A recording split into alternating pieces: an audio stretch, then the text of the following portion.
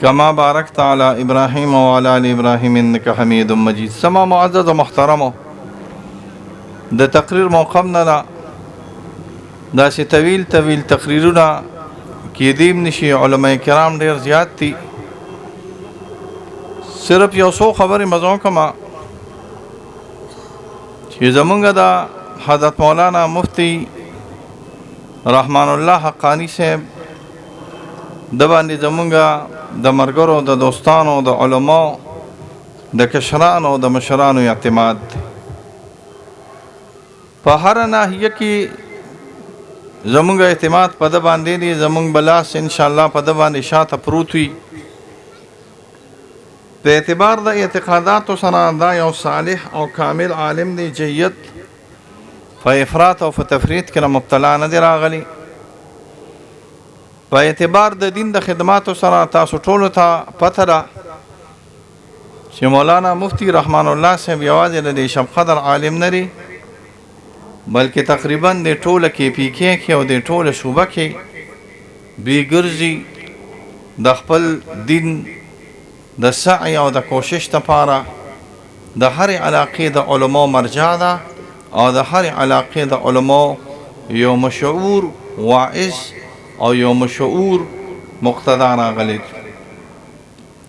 تیره زندګۍ کې الحمدلله داسې یو کار چې علما د دنه خفوي یا د علما په د باندې تنقید وي، دا الحمدلله نه دی شوی. زمونږ انشاءالله د دنه دا بیا هم امید دی او دنم دا تمه ده او دتم دا دعاګانې دي چې انشاءالله دی به په دې علاقه کې یو معیاري او ښایسته او مرکزي درسګاه او دارالعلوم او جامعه جوړوي انشاءالله. دا جامعه به انشاءالله د اهل سنت والجماعت حنفي ماتریدي دیوبندي علماء یو مرکز وي. په دې علماء کې به هغه عقاید وي چې هغه زموږ د اکابرین دیوبند متفق عقاید راغلي دي او په دې کې به دی هم په هغه نهج باندې کار کوي، هم په هغه طریقه باندې کار کوي چې کومه طریقې کار د علماء دیوبند طریقې کار ده. اسې نه چې دی داسې چلو کوي، داسې به نه کوي چې دی د عقاید د علماء دیوبند محافظ ځان وګړي او طریقې کار د علماء دیوبند نه وي. نه، دی به انشاءالله د حنفیت د ماتریدیت د دیوبندیت خدمت هم کوي او په طریقې او په نهج او په هغه طریقې سره به کوي چې کوم د علماء دیوبند طریقې کار ده. د علماء دیوبند طریقې کار علم دی. د علم سره زم د تصوف دی. د تصوف سره زم دعوت التبلیغ دی.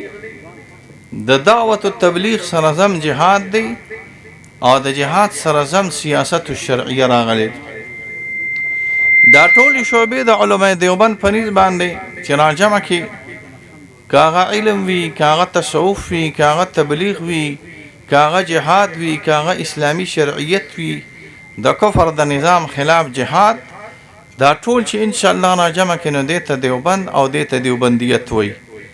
انشاءالله دا مدرسه دا به انشاءالله یو مرکزی مدرسه وي. خدا کار دی یوازې نشو کولی، دا کار دل یوازې مشکل راغلی. چرته چې هم یو سړی یوازې یو کار کوي، تاسو وړې مدرسې نشه جوړولی چې یوازې جوړوي.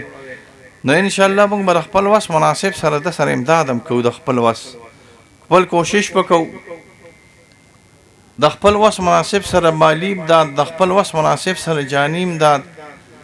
زمونږ په مرګرو دوستانو کې دا یو جنجال دی چې یو مولا د بل مولا په ترقۍ باندې نه خوشحالیږي. خفه کېږي ما خیر دی، داسې یو خبره کو خو تاسو به پې مولیان خفه کېږئ نه. او دا یوازې د مولیانو کار نه دی. یو ډاکټر د بل ډاکټر په ترقۍ نه خوشحالیږي، یو زمیندار د بل زمیندار په ترقۍ نه خوشحالیږي، یو ملک د بل ملک په جرګه باندې ردونه کوي، ویل که د جرګه کړې د خدا نقطې پکې غلطه ده. داسې هر یو کس چې خو موږ باندې ده کې د حسدونه کینې بغضونه پرېږدو او انشاءالله د خپل وس مناسب سره به د سره مالي امداد هم کوو، جاني امداد به کوو. د ټولو نه غټه خبره دا راغلی دی چې موږ به د خلاف داسې خراب او ګنده پراپیګنډم نه کوي. جنجال دی چې نن سبا به دا خلک وایي رحمان الله مولوي صاحب خو چنده شروع کړې ده او رحمان الله مولوي صاحب خو مدرسه جوړوي او هغه ځای کې 3 جریبه ځمکه واغسته او هغلته د لزاقو کې 4 جریبه ځمکه واغسته. دا ټول دروغ راغلي، دا ټول هغه اشیاء راغلي چې دا د شیطان د جني یا د انسي شیطان پراپیګنډه راغلي. د دې نه به ځان ساتو. د اهل الحق طریقې کار دا راغلی وي چې دی اول د حق امداد په لاس سره کوي، که په لاس باندې نی نو په ژبه سره کوي، که په ژبه سره نی نو په زړه سره کوي او چرته هم د حق خلاف ته د ژبه نه کولاویږي. دا د اهل الحق ان شاء الله کار دی. نو موږ به ان شاء الله د سره دعاګانې وي. دا څونه کابرین چې زمونږ زی او راځي او روان دي دا د محبت ته وجه نه ګنې یقین وکړه. که زه د ویم چې ما په دې 10 کالو کې زمانه تخصص فی الفقه تقریبا 30 سال شو د پڑھائے چې زه پڑھاوه مو تخصص فی الحدیث په 17 سال شو. خو په دې 17 په دې 30 سالو کې په دې لړ وخت کې په 15 کالو کې ما نه چرته تخصص فی الفقه درس نه دی خدا شوی. ځکه کسان ډیر زیات د لری ناراضي د سوات او د دیرو د ډیرو لورونه د یو ورځې لمراجي خو د لورو ناراضي. خو چونکې دا زموږ د محبت اظهار دی د سره او دا د اعتماد اظهار دی په د باندې. نو دا درسونه پرې خودل دا سیوازې ما نه دي پرې خودلې، نور به ډېر مشران راشي هغوی به هم دا درسونه پرې خودلي. خو موږ ویو چې د ته توجه د خلکو راشي، د سره رغبت د خلکو راشي، زموږ د خپله طائفه چې کومه نه د دې ورسره رغبت او توجه راشي. الله دې د ده مدرسه له خیر او برکت وګرځوي او الله دې پکې یو مزیدار ښایسته عمارت جوړ کړي او الله تعالی دې ستاسو د عوامو او د خواصو قلوب دې مدرسې ته جلب کړي. وصلی الله علی خیر خلقه محمد و آله و اصحابه اجمعین.